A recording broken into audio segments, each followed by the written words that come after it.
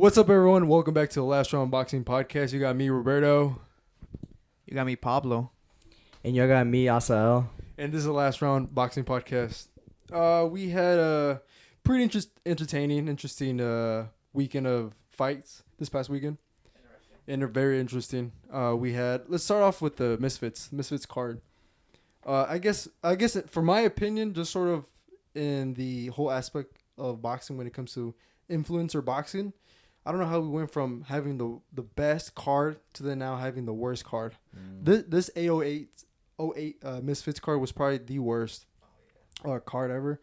The 4-man tag team As the main event. That was kind of a little confusing. I think. Or it wasn't a tag team. It was like a free-for-all. Free-for-all? Yeah, they were just 1v1, V1, yeah. 1v1. That was kind of confusing. Confusing, yeah. You got Korn, who got his lick back from Umbar. And then good old Chase Demore. Chase Demore once again. And Adam Sala and Dean Adam Sala. Waleed Sharks and Dean the Great team up unexpectedly. Yeah. We saw that coming. Yeah. What do you guys think about that? Honestly, I'm gonna say this right now. I think Misfits has the worst cards when it comes to like their showings here in the USA. Because I think this is their second one that they've done in the U.S. The first one was in the New Orleans one, where JMX and Levon Ball headline. And, I mean, you could tell they couldn't sell. And it happened again here in, I think, where they fight? Nashville? Tennessee? I forgot. I think it was, I'm pretty sure it was Nashville.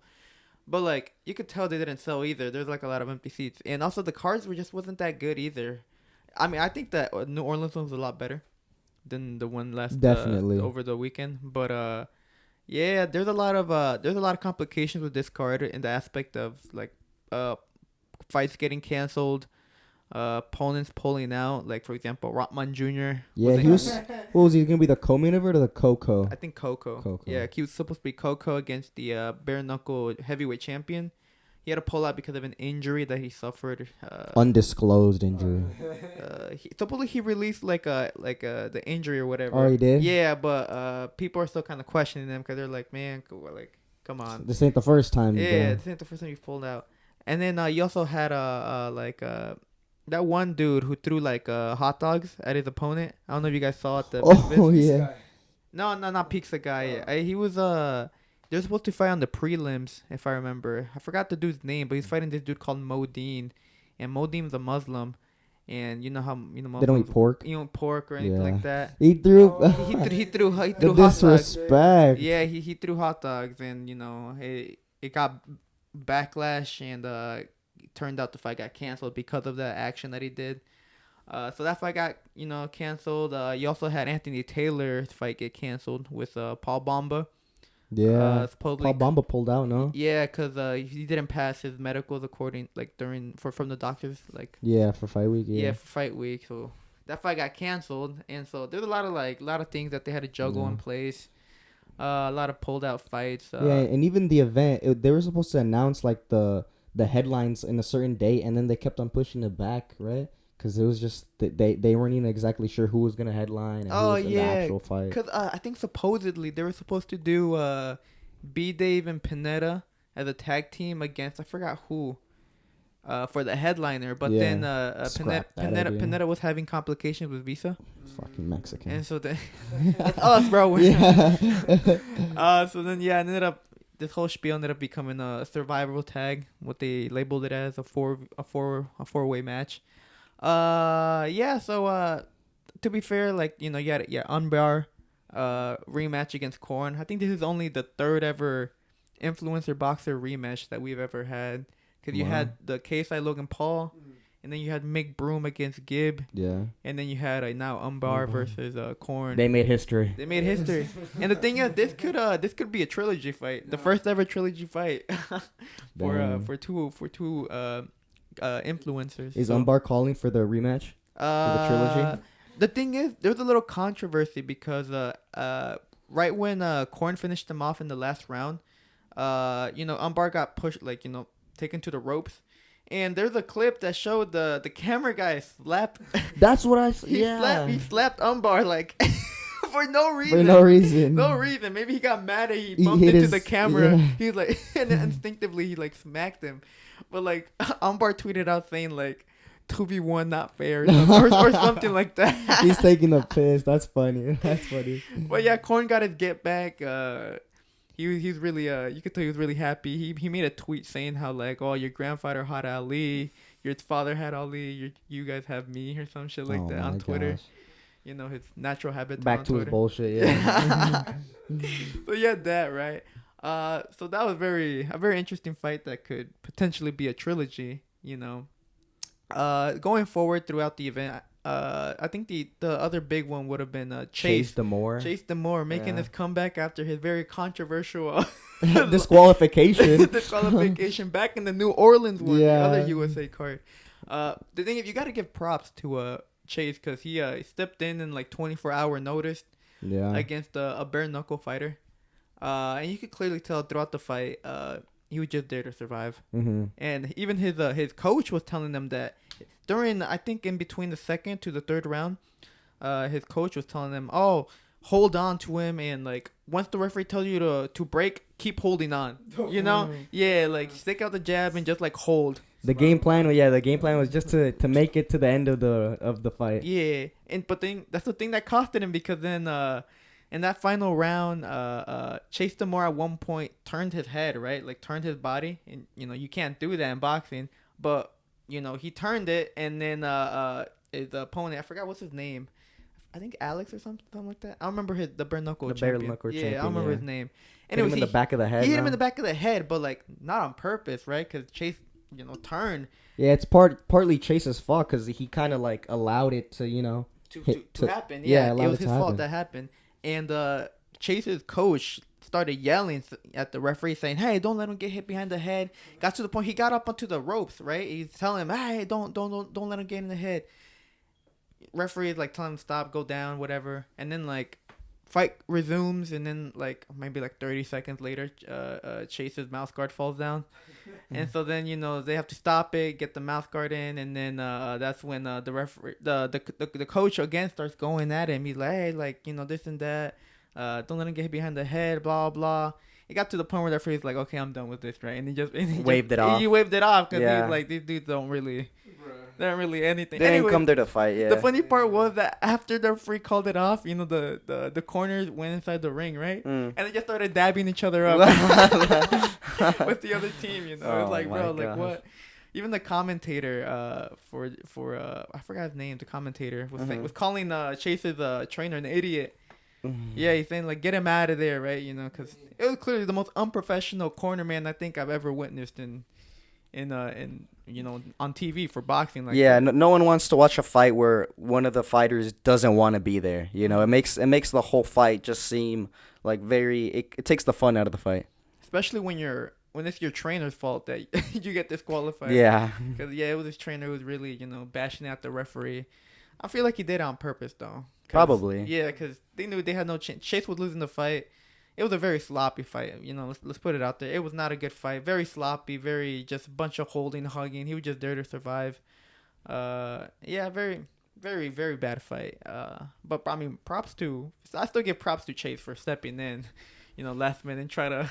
Yeah, I'm surprised. I'm surprised Misfit actually sent him an offer after that disaster in New Orleans. Oh yeah, I'm surprised that too. After that Izzy celebration. Yeah. So after that fight, you know, we go to the co, which is the tag team between Dean and Waleed against what's his name, young I forgot his name, young Yuri, and then like Apap or something like that. Oh, Apap, yeah. Is he's the one that fought Waleed, right? Yeah, Waleed knocked him out. Sparked him in two. Yeah. Yeah, so they had the tag team. Yeah. Most unexpected team up of the year. I think that was a bad.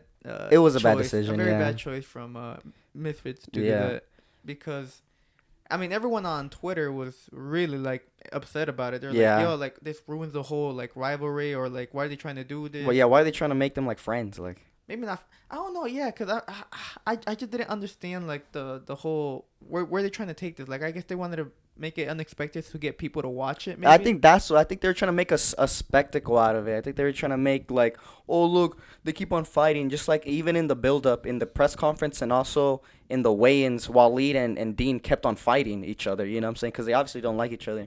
I'm thinking that maybe Misfits wanted that to happen, so then maybe it can garner some more attention, and it could have garnered a little bit more attention, but it also like got a lot of people upset. Do you guys actually believe that they actually have a rivalry now? Because they both came in wearing the exact same colored style trunks as well, black and pink. It was like hot pink, yeah. Hot pink, yeah. Like, do you guys actually think they actually hate each other, or is it just for like the cameras and stuff? Like I think they don't like each other. I Really? don't think they're amicable. No. There was a clip. I didn't see the whole live, but they were on. They were both like in a hotel room. They're just like chilling. And Waleed was, I think it was his Instagram live. They were going live. And they were just chilling. Yeah. They were put in the same room. They were put in the same room. So it's like if they really truly, if I truly hate someone or dislike someone, I'm not gonna want to be in the same room like that, like just chilling. I don't. Yeah, but I don't think they like. I mean, think of it, especially Waleed. Would you like someone who knocked you out? Like, cause that's what Dean did to him. He knocked him out. I don't think he'd be like chilling. He's like, oh yeah, he's my buddy now, you know. And they've also talked shit like kind of personal. No, didn't Dean like? He dissed his like family, right? Sister, yeah. So I think they probably don't hate each other, but they definitely don't like each other. I don't think they're like, hanging out behind the scenes. Mm-hmm.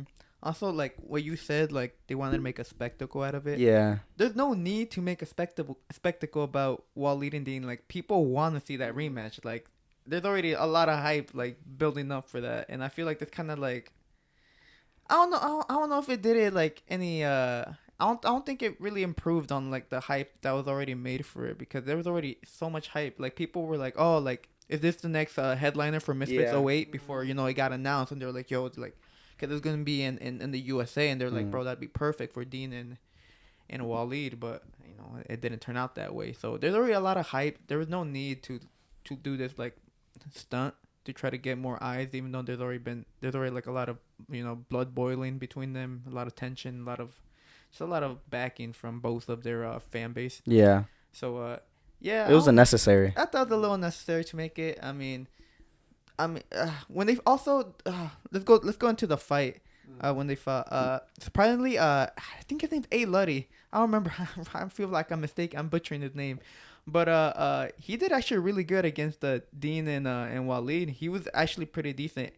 Pap was a weak link. Yeah, he was very. You can noticeably tell he was a weak link. He was slightly more improvements than his fight against Waleed, but compared to Luddy, yeah, there's a big skill gap.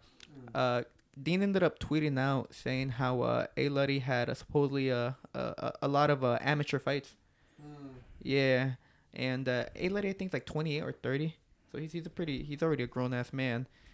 So yeah, I was very like if it's true that he did have a bunch of amateur fights, I'm pretty. That got me a little interested. I was like, wow, that's another guy who can potentially make a name in the scene, in the lightweight division especially, because I feel like that weight division is starting to boil up a bit more, because you have, Dean, you have Waleed, now you have this guy Luddy, you have Adam, you have Little Cracker, who's also there. It's starting to boil up a little bit. It's starting to like build up like the smaller weights. Yeah. Compared to like these bigger weights that already had like established names. So I think it's pretty good that another fighter is starting to appear.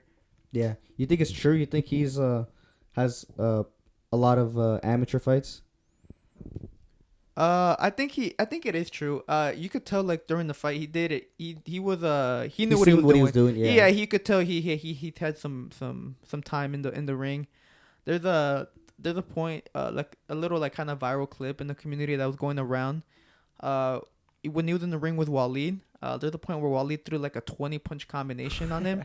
And Waleed like kind of whiffed like maybe like 15 of them. Wow. Yeah, he whiffed a lot of them. Yeah, because the dude was just on the ropes trying to doing like Mayweather the Ali. style. Yeah, the Ali. Mayweather style. Yeah. Showing off his defensive abilities. And that clip is going a little viral amongst the YouTube boxing community. So they're saying like, whoa, this guy is actually, he can bring it. He can bring it. Yeah. So it's I can see him actually having some amateur fights. Yeah, I'm excited to see what Misfits decides to do with him. If they're gonna try to push him, to like build him up. So we'll have to see. Yeah. You know who I really want to see in that mix? It's a name that you mentioned is Adam. I really want to see him because he was actually tweeting out on Twitter saying some stuff about Dean, stuff about Waleed and stuff like that, saying that he can beat them. But I don't think he can beat them. I really don't think so. I think they're both. I wouldn't say levels above him, but I think they're both better than him. I mean, yeah, like Adam fought Dean when Dean was 17, and it was a controversial draw. Many people saw Waleed win. Yeah, Adam fought Waleed. Yeah. So, did I say Dean? Yeah, you said Dean. Dean. I said Dean. Yeah, I was bad. like, for a second, I was like, at 17, I was like, wait a minute. No. He fought Waleed when 17. Waleed was 17. And, It was a controversial draw. Very controversial draw. Ever since then, Adam has not done very much. He fought again on another social knockout against pretty much a bum. He went all rounds with them, and then he fought I think Landon McBroom at 155 or something like that, and then he got a draw right there, and then he fought Evil Hero on the Jake Paul and Tommy Fury undercard, and he got a first round KO, but only because Evil Hero quit. And so Adam Fella's YouTube boxing career has been pretty mediocre. Yeah, he hasn't really been doing much. Yeah. For the thing is, I remember because YouTube boxing essentially began 2018. He was big back then. Yeah, he not big, but I feel like he was one of the most hyped names. Yeah, a lot of people were talking about him. He was really leading the pack. They're like, yo, this guy, he's had boxing experience. He knows how to fight. He knows how to fight. I feel like the hype or I feel like what Slim has become is what people expected Adam to be. It's kind of like what sometimes they make the comparison between Usyk and Lomachenko, because they're like, oh, like Usyk is what Loma should have been, or what people thought Loma was gonna be, right? And in this sense, Adams, was supposed to be what Slim is right now. A champion, a big name, in the scene. Yeah, but he's not. He's not. He hasn't lived. He still has hype to his name, but it's definitely died down a lot. And I don't know. He needs to fight again. To kind of. Yeah, he's not that active. Not as active as he should be. You know what I'm saying? Like, there's really no excuse to not be that active, because there's like events going on all the time now. Like, influencer boxing definitely leveled up, and there's Kingpin, there's Misfits, like. There's other ones, like if he really wanted to fight, he could find an undercard to fight in. So it's entirely up to him, and he's really not fighting as much as he should be. Yeah, and to be honest, that's why I have Dean or Waleed, or even that other dude that you were saying that he was in a tag team matchup. I think they would have a good chance of beating him just because of the inactivity in them. While these guys are actually fighting, consistently on a yearly basis, they're more serious. So I don't even know what Adam really does now. Yeah, Adam's irrelevant. Yeah, it's possible that he doesn't even view that being a boxer, doing the boxing things like as a priority no more. Maybe he has other things in his life as well. Yeah. So in that aspect, yeah, I feel like going back to the thing that you said about Slim and him, I feel I didn't really know anything about him, but because of you, and I kind of had that sense or that perception that Adam was really gonna go out and be leading the pack between him and Slim, but Slim kind of like has definitely improved a lot more since that first fight that I saw him fight, and it was his first fight against Fuzi. Yeah, yeah. So he's definitely improved quite a bit, and it showed that he had a lot more potential, I think, than Adam. Yeah. Also, Slim he's just more entertaining because Slim was coming off knocking out, right? He stopped Fuzi. And then he stopped, and then they Productions in a really mismatched fight. Yeah. And then he knocked out again. He got another knockout. One of the best knockouts in Temper. No, not Temper. Before that, he had one of the best knockouts. He still one of the best knockouts in YouTube boxing. In another social knockouts event. And then that's when he got the call for Temper. And then he went in and knocked out Temper, bro. Like, come on, bro. Like, this dude's entertaining. Like, he every single fight, even the ones where he wins by decision, they're all entertaining. They're like very like back and forth, you know, just brawling it out. So like his style is so entertaining. While Adam tries to be, you know, trying to slick, but you could tell I don't know, he hugs too much. He's not very just very very entertaining to watch his style. Yeah, I think you brought up a great point. He's not that like when he fights, it isn't really a spectacle. Like he's just like you said, he's gotten like what 3 draws now.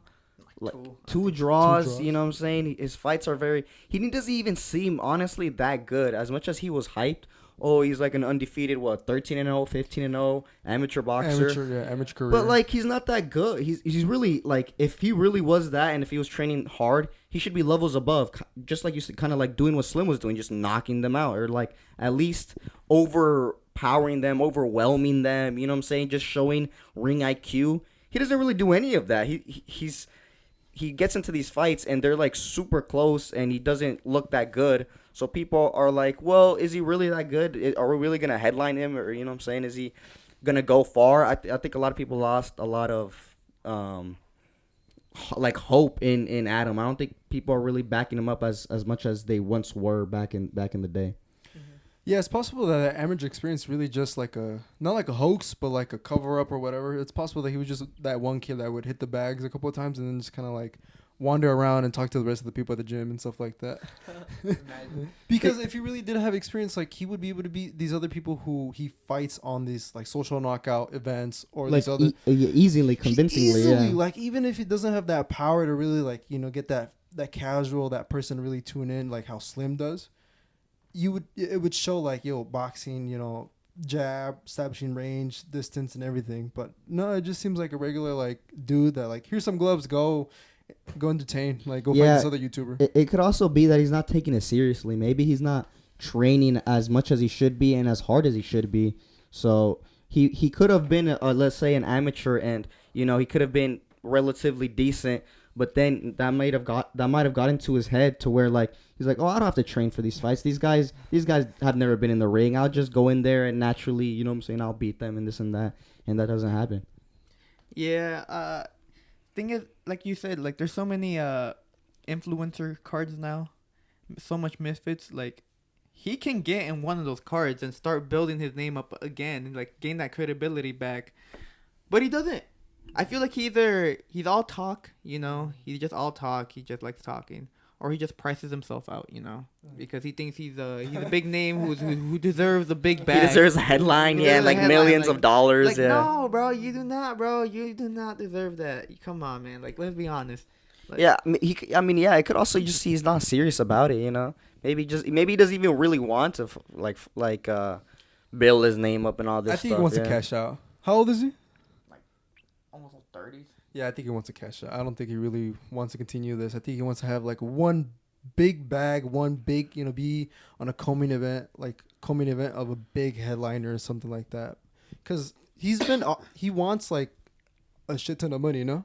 I assume, yeah. Yeah. I mean, no one can afford him. No one he's not fighting. Yeah, I think that's what it is. I think he just wants a big payday.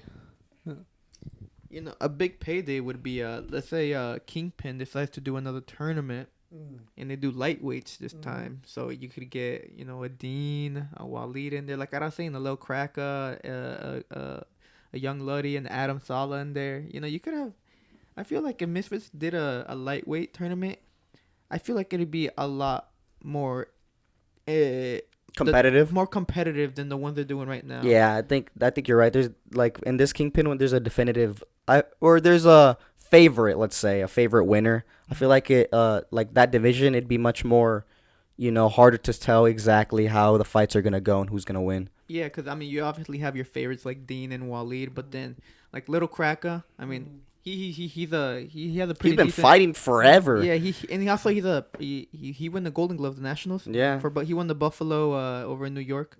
The Golden Gloves there, fought at Nationals. I think he lost first round though, but still he still made it a National. Like, you know, that's New York. That's New York too. Yeah, it's a very tough competition over there. So like that's some credibility. And then I guess Young Luddy also, who's now making a name for himself, who did pretty good. essentially 2v1 against Dean and Waleed over the weekend. Yeah. That's essentially what it was. That's what it was. It was really a handicap having the other guy in his corner. Yeah, his it was team, actually 'cause bad. You know? It was yeah, it's made it worse. Yeah. Every time he tagged in, bro, he'd get like fucking Yeah. he'd get popped. You know, it's funny. But no, yeah. So very interesting card. We saw Dean and Waleed win that fight. They took the win and they started wrestling again. Yeah, see, They started another wrestling. spectacle of wrestling themselves. stuff. Yeah, So yeah, I guess next thing they should do, next matchup should be a rematch. it should 100%. definitely be a rematch. Yeah, if they keep marinating it, it's not gonna do well. The people want it. Like it's no longer, and they want it as well. The fighters want it, so it's like it should definitely be in the next Misfit 09 card. And the 09 is gonna be well, it's KSI and Tommy, no? That's what they're foreshadowing. Yeah, what was that X? That's what they're teasing. I know, like the bandana one was KSI, but and then there was a name that said Fury, oh, okay. and then the other two I don't know exactly. One was like a leopard print. Yeah. Like symbolized Dylan Dennis. It was like a leopard print. Yeah, and it's supposed to symbolize Dylan Dennis. Yeah, It's because he's a leopard. The prediction is KSI Tommy for main, and then co with Logan against Dennis. Dylan. Yeah, Logan Paul against Dylan Dennis, because Mams Taylor like a couple weeks back was saying how for the KSI's next fight they're going to try to make a prime card. Very vague, but like a prime card. Prime card is KSI and Logan. Yeah. Paul, so like that's what people are speculating. Plus the X kind of gave away the leopard print from what Dylan sometimes wears or something like that. Oh, okay. So yeah, they're like, oh, it's a Logan Paul and Dylan Dennis co-main event, which would be very interesting. The thing is, Dylan Dennis is the most unreliable fighter. What do you of all mean? time. The man cannot fight. Bro, he's an icon. He's an so icon. Unreliable, so it says on his Twitter, it says icon. What do you Dylan guys talking Dennis about? is probably the biggest influencer fighter, bro. He is an internet fighter, bro. He doesn't fight, bro. He's had 3 Bellator fights, and then just always pulls out of every fucking card that he's put on because of some sort of injury or some sort of. Guys, he gets injured. Guys, come on, cut him some slack. Why are you guys going after him? Every card that they try to get him on, he always pulls out for one reason. And he pulled out against the KSI for what? For the weight? yeah, he said he didn't have a good camp. A good camp. Yeah, he said he said he was just going to random gyms and like fight. He said he didn't even have a coach. Like, what the fuck? How do you not have a coach, man? Come on, man. Do people not like you that much? Are you that dislikable that you can't even offer a coach money and he still won't take you? Like, think about that. It's like the coach is gonna do it for free. Dylan Dennis offered a coach money. He said, "Hey, train me," and the coach said, "No, I don't like you." Like, what? Yeah, especially man, when he was on everything came out after he was on that aerial Haiwani or Hawana. show. I'm probably butchering it. I don't know how to say it. Yeah. And he was like, "No, I'm just going to gyms here and there. I don't got a coach." Yeah. And Ariel was like, "Yo, are you gonna be good for the fight?" And he goes, "Yeah." He's like, I'm fighting on YouTube. I'm fighting on YouTube. Yeah. The week of, he pulls out, bro. Jesus. So I don't really have a lot of faith in that man. That if he is gonna be co-main event against Logan, I don't know. Yeah. So very unworthy. So we'll just have to see. But I feel like Adine versus Waleed. What would that be? The third one? The rematch. The rematch. I think that would be a good card. Him to be on that card. Yeah, good that fight. To be in that card. Event, yeah. Yeah, it'd be a good fight. Hopefully it gets done. But going back to Misfits 08.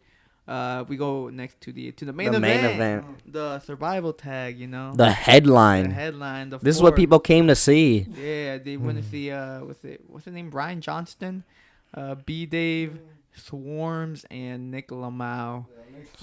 And to be honest, superstars, right, guys? Like, oh my god. Yeah, very interesting. I think the concept was the headliner. That was the concept. It was just yeah, I don't know. I was very confused at points. I didn't understand the judging system. And honestly, like, it's such a flawed system because if you want to win, you could technically just like not tag anyone. Yeah, you could just and just like dog on your opponents and let them tag in and out, and then you can still be there. because then you essentially get the most points from that. Because people were saying, because the fight, I guess on Twitter, people were saying the fight was between Swarms and Nick Lamau, who were the ones who were the favorites at the moment. Until the last round, until like the last like 20, 30 seconds of the last round, Nick Lamau landed like hard shots on Johnston, and he almost went down, right? And people were saying, "Oh, that's what won him the fight." You know, that spurt won him the fight. And so I feel like a very flawed concept. People were saying, "Oh, maybe 6 rounders, you know, instead of 4s." But honestly speaking, I do not want to see that again. Yeah, I do not want to see that again. I did not like it. I never want to see that again. That just like it was so confusing. It just makes no sense. Like it makes how are 4 people fighting against each other and you're trying to score each one? They don't get the same amount of time in the ring. You know what I'm saying? Like what if, let's say Nick Lamau won? Did he win unanimous against Ryan Johnson but split against Swarms, or did he draw against B-Day? Like it makes no sense. Like how do you score this fight? How are they competing against each other they could be fighting 2 completely different guys? Like it makes no sense. Were we told as the viewer like what the rules were before the bout? Yeah, there was the rules were like if you got knocked down or something like that, you were automatically disqualified, or you were like, you know, you're eliminated, not disqualified. Yeah, you were eliminated. But like these guys aren't gonna knock each other out, so it's like, especially in 4 rounds as well. So they all just made it, and then somehow some guy just won. And that's interesting, because if I'm really, it's a 4v1, like you're supposed to, you know, go up against 3 other people or whatever. And if this dude is getting like same thing, like if this dude is getting like B-Dave getting like hit, and he like reaching his glove out to touch, like for me, if I'm in the ring, I'm gonna be like, no, motherfucker, I'm gonna let you get knocked out. So there's one less person. Doesn't really make exactly. It doesn't really make sense. And also lost my train of thought. Yeah, it's such a dumb concept. Like that's why I was kind of like, it's very interesting. Like there's so many things that could go wrong. You know what I'm saying? Like I feel like everyone was kind of like, oh, you know, this dude's picking up my hand. Yeah, they kept on like tagging out every like 15 seconds. Yeah. It was so dumb. Like a guy would go on like this little spurt, be like, oh, and then they like, you know, be at range, be all twitchy, and then they just tag out. I'm like, you can't even enjoy it really if it just new people coming in, and then they're not really doing anything. Like it was very. I did not like it at all. I hope Misfits. I think the people didn't really like it that much either. Yeah. Hope Misfits never tries to do that again. I feel like they don't really have to do stuff like that, really. Like, I feel like it's entertaining enough. You know what I'm saying? Like, I feel like they're trying to, like, keep upping it, and I feel like it's already good. You know what I'm saying? But they're just, like, I feel like they're kind of swaying away from, like, it's boxing, and then this kind of seemed to me like a WWE thing, like a 4v4, and, like, you know what I'm saying, you knock him out and he gets eliminated. And it's like, okay, that's a decent concept, but in boxing there's rounds. Like people are like these guys aren't professionals. They don't know exactly how to throw punches at a time. They're not going to knock each other out. There's not going to be a winner in 4 rounds. Like, oh, last man standing. Like it really doesn't work, you know?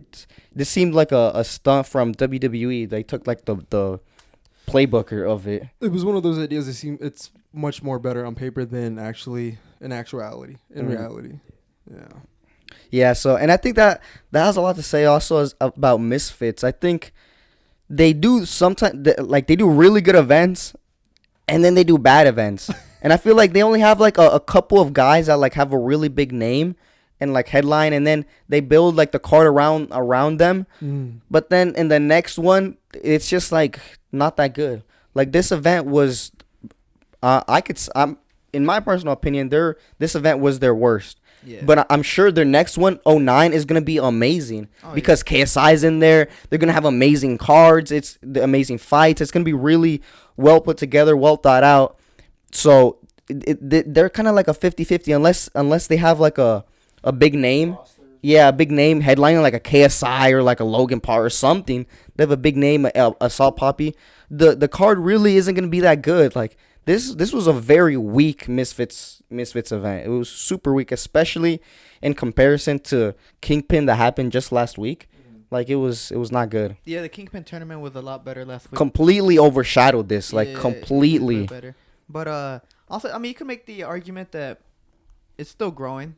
You know that maybe these like weaker events are like meant to kind of get more exposure to like smaller creators because I mean we don't really know like uh Umbar, you know, come on, like no one really knows. And like also like the introduction of the Happy Punch prelims with all those like really small creators who are on those cards. I feel like they're kind of they're using like these weaker ones, like especially the USA ones, to kind of like try to build an audience here in the USA, plus like expanding on their creators, you know, trying to find creators. They're trying to just get more viewers to know these creators, you know. Yeah, I guess I could see that, but I just think they're going about it the wrong way. Because if you want to build a good audience here in the U.S., bring the event here, but also make the event worthwhile and worth watching. Like there was not that many people in this event. I'm sure it's gonna be very not profitable. Like I don't think it did that well. Not in pay-per-view wise. I don't know if it was pay-per-view or not. Okay, it was free. So yeah, on the zone, it's not. I don't think it's gonna do that good. And also in the gates, I don't think it's gonna do that good either. Cause like yeah, who they gonna go watch? Like you know, like Swarms, Ep.8, like you know what I'm saying? Like yeah. And it's really hard because and it's fine if that's what they want to do. Build up boxers so that they could get a bigger name for themselves or whatever, so that down the line they can have bigger events, just them, instead of having to ride off that KSI, Logan Paul, whatever train. But it's gonna be a little bit more entertaining too. Like even like just some of the fights, like yeah, I think the fight should be better. Better, like better matchmaking as well. I'm not sure who's in charge of that, but they got to do a little bit better job of that because like I understand some fights, you know, get fall through or whatever, switch an opponent and stuff like that, but like this isn't the first time that they've had this problem. So as long as they fix it, you know, it should be fine. But yeah, they do need have a better matchmaking. They need to have a better matchmaking. Yeah. They definitely do. Cause I mean, it's not even that much about the big name. It doesn't really have to be a KSI for it to be entertaining. Like just like last week, the Kingpin. Some of the girls I didn't know, some of the guys I didn't know, but the fights were entertaining.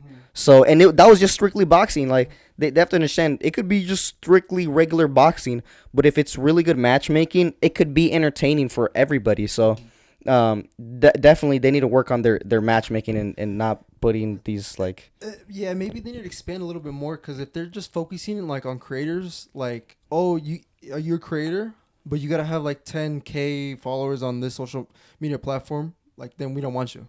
But it's like, who cares if he has like, maybe some guy has like 1,000 2,000 followers on Twitter or whatever, but if he brings it and it's entertaining, like best believe, like, you know, get that guy on. Maybe he doesn't have the 10K followers, but he will eventually get there.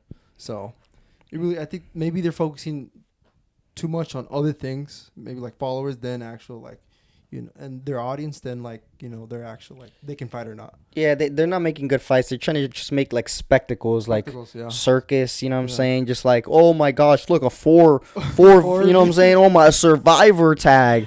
It's like come on, like if it was entertaining then maybe, but it's not entertaining. Like it wasn't good. And I feel like even intuitively, even thinking about it, like when they were thinking of making this the main event, like really thinking you're in a Survivor match, four guys going against each other, 4 rounds, like it really doesn't make that much sense in your head. Like how is it really gonna look that good? I think 2 against 2 pushes it. Yeah, that pushes it. But like, it could be entertaining. Like Pineda and B Dave. Mm-hmm. Okay, those are some entertaining fights. You know what I'm saying? Maybe it is a bit far, like you said. But okay, it's entertaining. Fine, we can let it slide. But this was just simply bad. Yeah, it was just simply not entertaining. You know, so they should definitely work on better matchmaking, getting fights that have the fans hooked on just boxing specifically, just strictly boxing, not some crazy new thing that they do. Most def. Yeah. I'm of the same thinking. So that was, you know, the Misfits card. What you guys rate it out of 10? Because personally, I think I'd rate it like a 4, maybe 3. Yeah, I'd rate it around there too. I think 3 or 4 is about right. It definitely didn't do it for me. It was not a. I don't think it was. It was probably their worst one. I'm trying to think of like the other Misfits cards, and I can't think of another one. That was as was super uninterested in this one. No. I wasn't really looking forward to watching it. Sometimes I'd be forgetting. I'd be like, oh yeah, Misfits fights this week. Because like I wasn't interested, and even when I watched the fights, they were just not entertaining. Yeah. I would have given it like a 6, but because my boy Chase lost, I'm gonna give it a 3. Yeah. Chase. The go. Oh man. Speaking of goats, what about George Kambossos? What a segue. The goats of the middleweights. The The middleweight goat, undisputed. lightweight. Lightweight. Sorry. Formerly I was thinking lightweight and I said middleweight. Not undisputed. He was undisputed. Bro. Undisputed. Undefeated. Okay. Yeah, so Kambossos fought last week, and very, very, I think, for me personally, it proved everything that I thought about him. I did not think he was that good of a fighter. I always thought he was a C plus level fighter at best, and I was genuinely surprised when he got a lucky break and he beat Teofimo Lopez. Hey, credit to him, props to him. You know what I'm saying? He did what he had to do that night.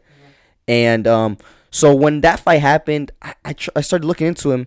I saw his other fights. I just wasn't sold. I wasn't impressed. And then he fought Haney, and everyone kind of knew Haney was going to beat him. You know what I'm saying? Because Haney is a really good boxer. He beat him. Okay. Now I think this was an opportunity for Kambossos to show, hey, it wasn't a fluke. You know, I could still beat these guys. He fought some guy named Hughes, some English guy. I'm not exactly sure who he is. Didn't have the best record, 26-5-2 with 5 knockouts. That says something, you know.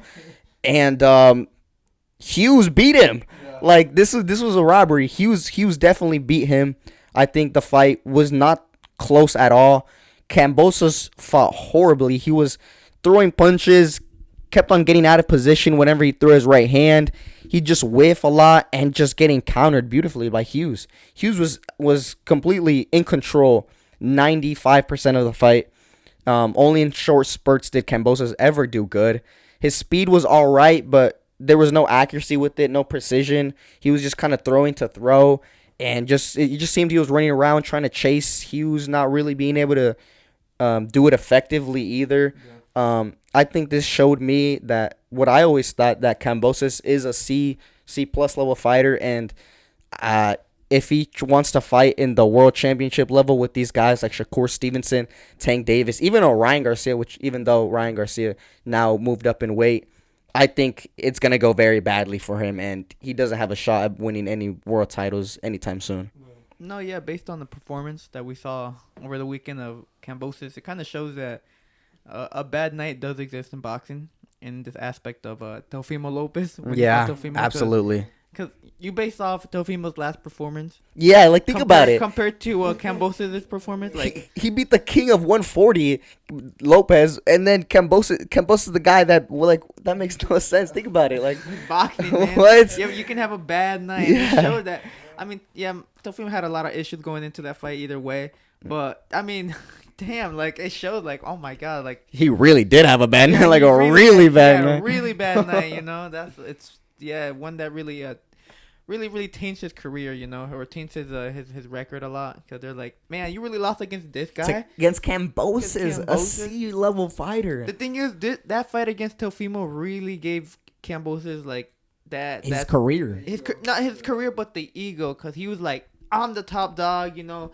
Art of War. I call the shots, you know. I'm a Spartan. and then he proceeded to lose like 24 rounds against Devin Haney. You could make the argument that Kambossos in the last 3 fights has lost over 30 rounds. Yeah, you could. He's lost over 30 rounds. And I think it's valid. I think that's a valid thing to say, because, I mean, and then not only that, not only did Haney completely outbox him, right?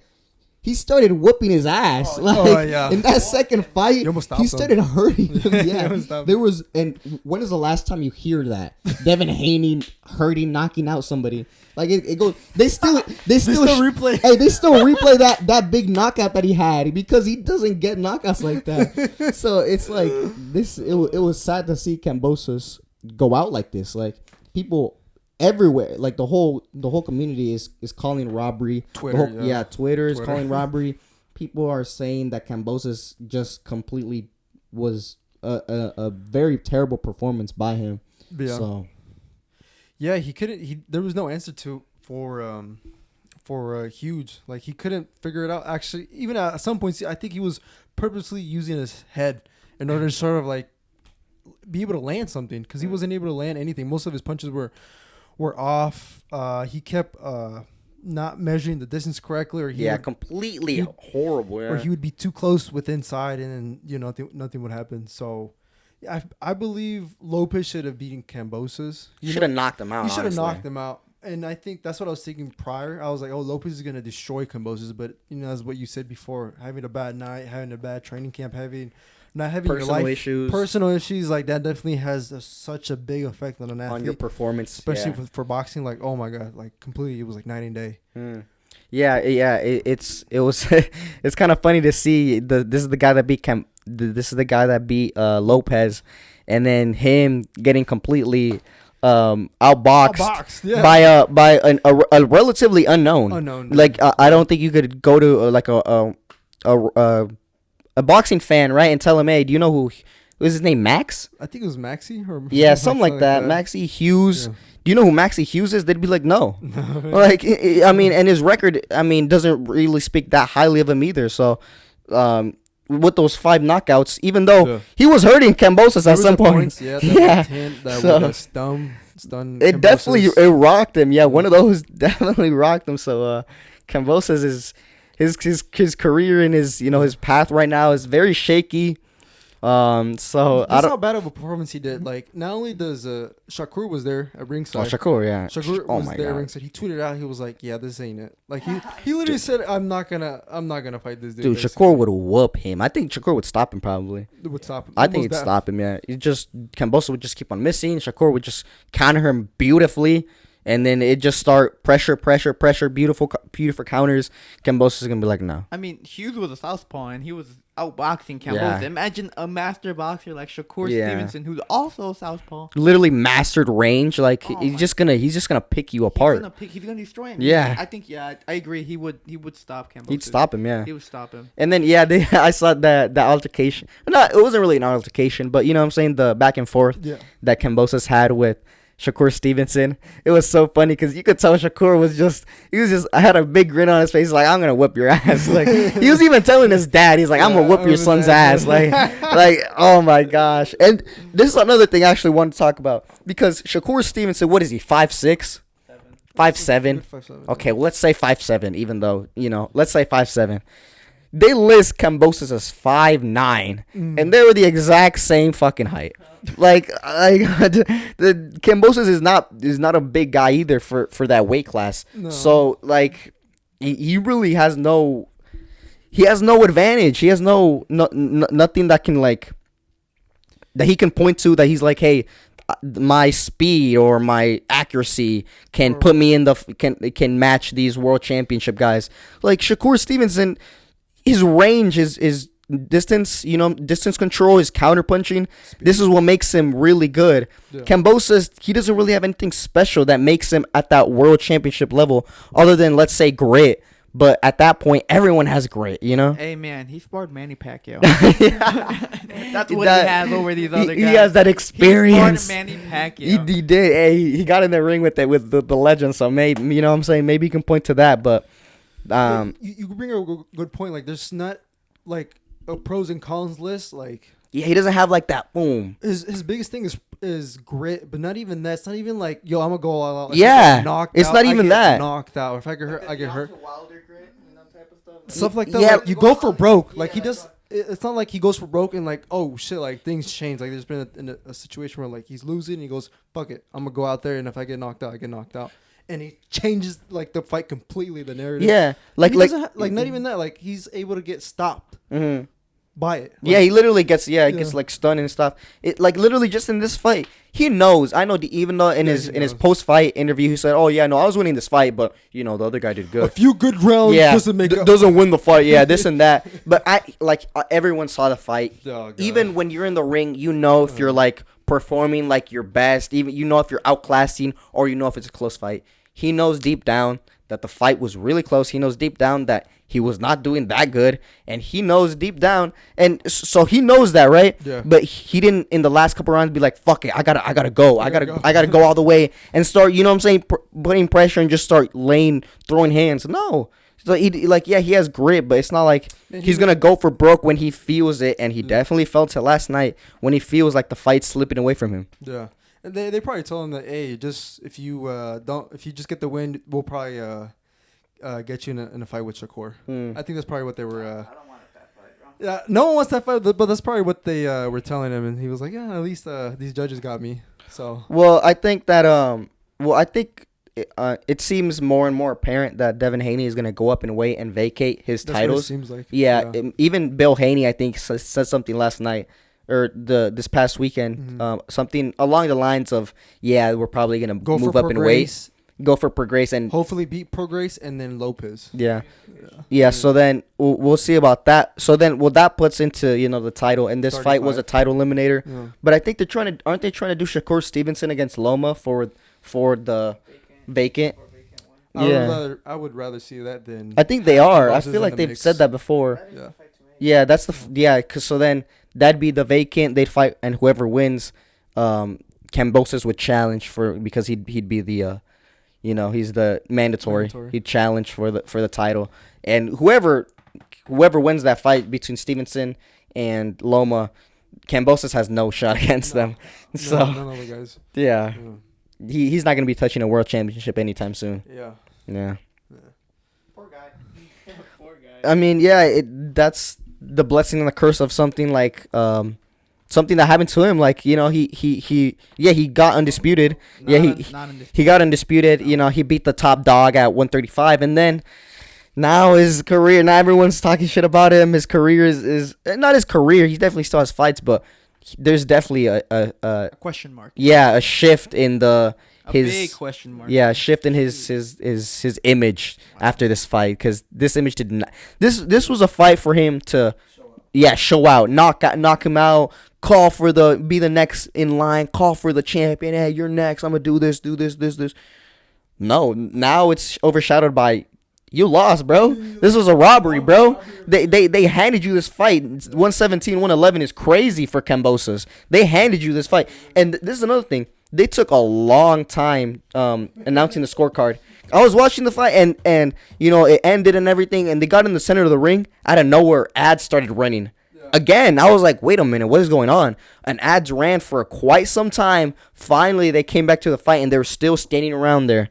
Like, they definitely took their time and definitely knew what they were doing. So, not a good look for Kambossos. Yeah, or top rank. Honestly. Top rank. Once again. Yeah, so. I feel like these robberies have become more and more apparent. And I think there's actually more people are pushing for a change in, like, with the aspect of what? Scoring system, putting judges accountable.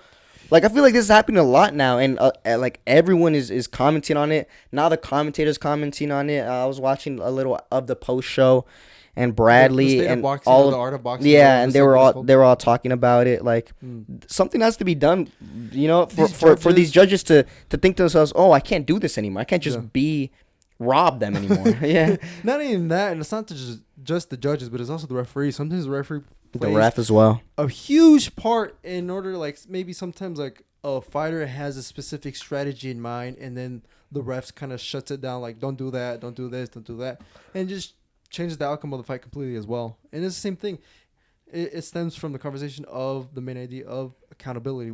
There is no way that we can almost hold these judges or these refs accountable, because they're protected. Talk about it for like a couple of days, and then it blows over. The next week we're done, and then we see them like a month later, the same judge, the same referee, in a big fight. They keep on getting called back.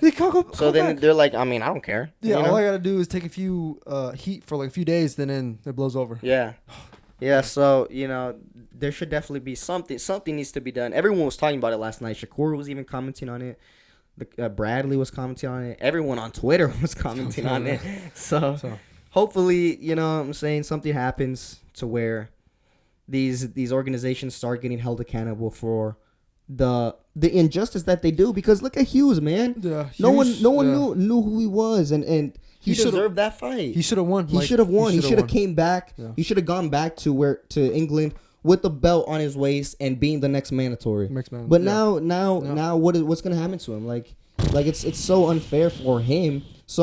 This was a breakthrough in his fight. Imagine being relatively unknown and then them telling him, hey, you're gonna fight the undisputed, and the next you're gonna be next in line mandatory. Yeah. Like, he deserves that, and they took it away from him. Yeah, it sucks. Yeah, it sucks. That's boxing. That is boxing, unfortunately. So, that's Top Rank sometimes as well. That's specifically Top Rank. That's Top Rank. Yeah, but speaking of Top Rank, yeah. they got another this week. This week they got a big fight. If this comes out Monday, tomorrow. It is gonna come out Monday. That is we're looking at Inoue against Fulton. Steven Cool Boy. All the belts at 122. It's all the belts? All the belts, right? Fulton's undisputed? I don't think so. I don't think he's undisputed. No, he's not undisputed. He got like 2 belts, I think. Tapias has Oh, that is correct. Yeah. That is correct. That's correct. It's just for Fulton's belts. Yeah, I think it's It's 2, right? Unification fight. It's not unification. No. Because Inoue doesn't have a Inoue belt. doesn't have a fight. Oh, he's moving up. Yeah, Oh, yes, just that is true. challenger. Yeah. Yeah, so that's gonna be a great fight. Yeah. I'm excited. That's gonna be on Top Rank, early in the morning because they're fighting in Japan. Yeah. Because Steven Fulton went to enemy territory, try to defend his championship. Respect. Yeah. That is a big boy move to do. But did you see the controversy as well? That apparently his coach, I don't think so, right? His coach said he's gonna pull him out of the fight. Yeah. That's not gonna happen. No, because okay, he's fighting in Japan for a big bag. Okay, For a big bag. Because Inoue is huge in Japan. He's massive. He's not. This is probably gonna be his biggest paycheck. Superstar. Yeah.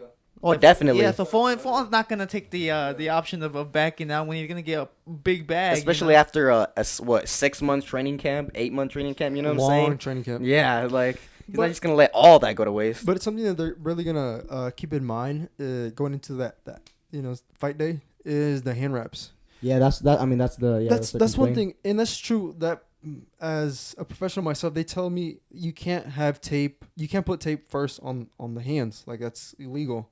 And I saw a couple clips. I don't know if it's training clips. I'm not sure if they're like, it's his dad wrapping his hands before going into a big fight.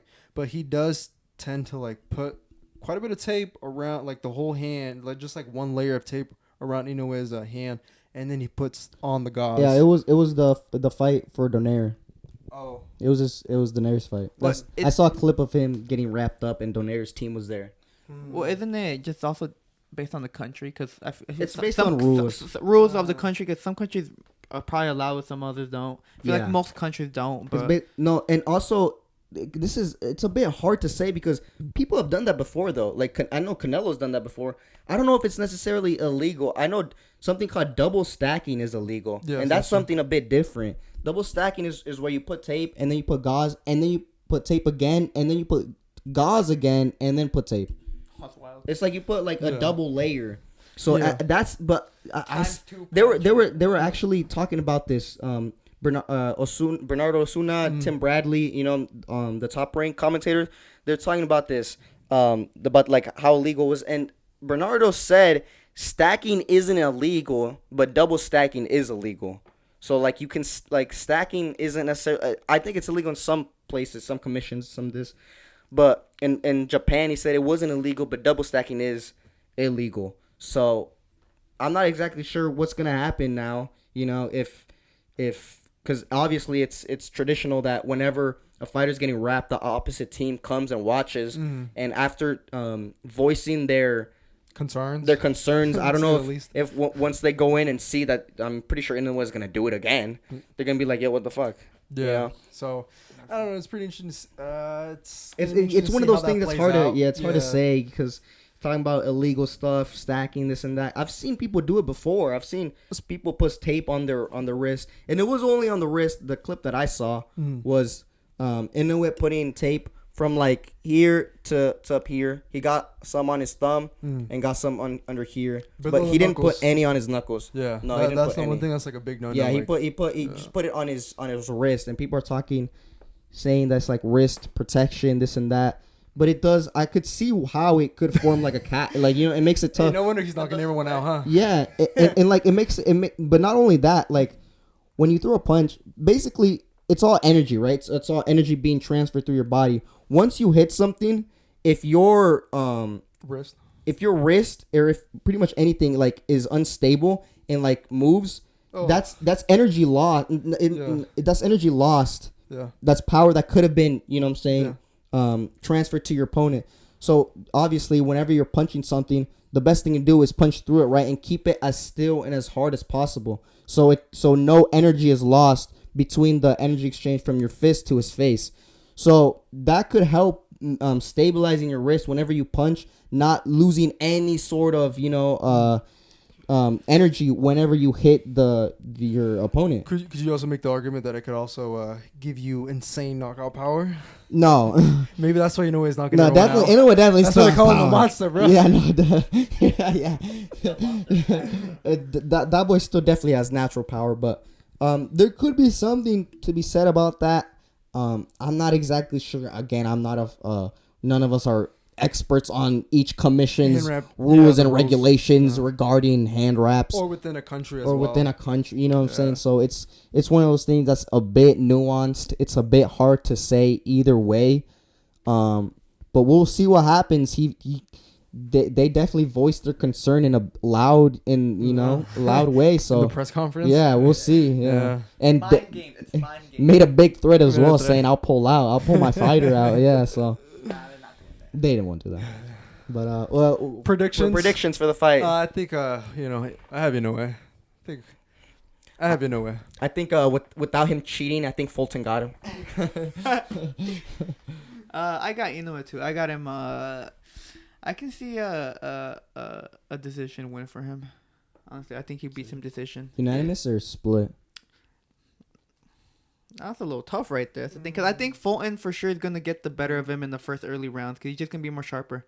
I think he's just a sharper boxer, but Inoue is definitely gonna bring that pressure in the second half, which I see like a shift in there. So I say Inoue. Probably I say split. Split. I think Inoue definitely got it.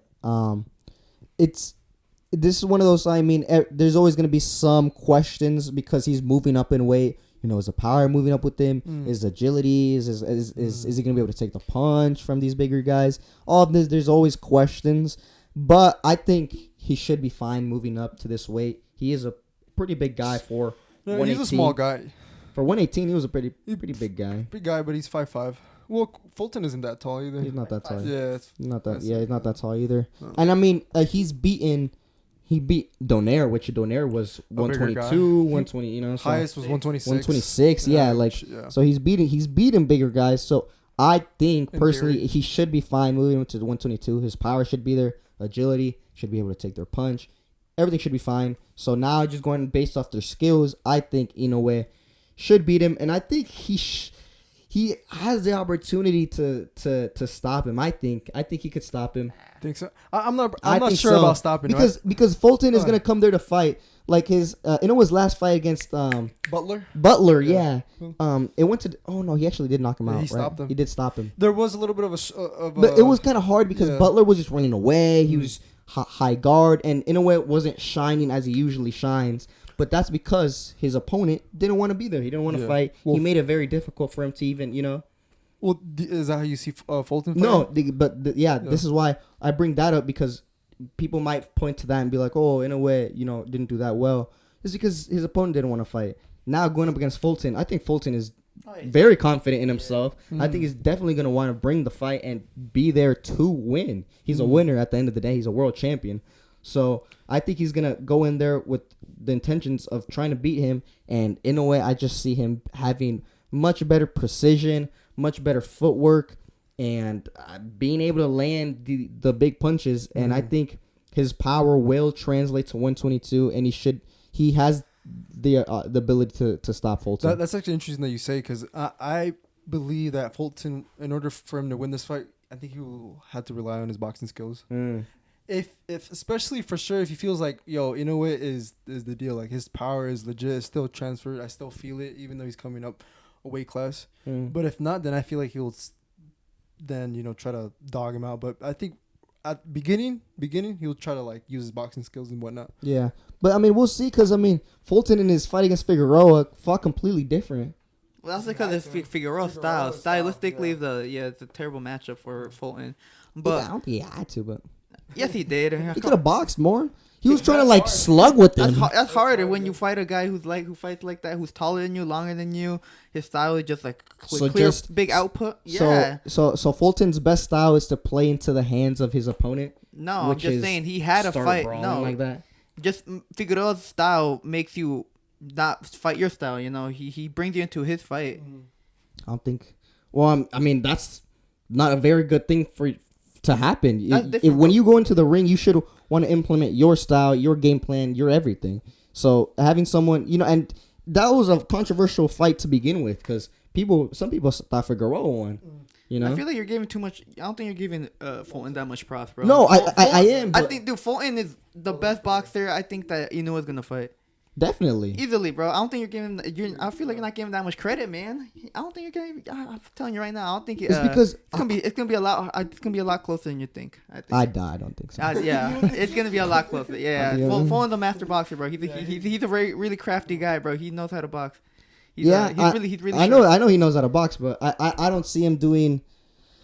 I don't know. I don't see him being able to hold Inoue off of him. I don't see him being able to do really that much to Inoue. Fulton doesn't really have crazy power either. No, but so and I was just bringing that up to show that Fulton. Sometimes Fulton kind of changes his style, So we'll see how he comes in to this fight because you guys are saying he's gonna box. Maybe he doesn't box. Maybe he does something else.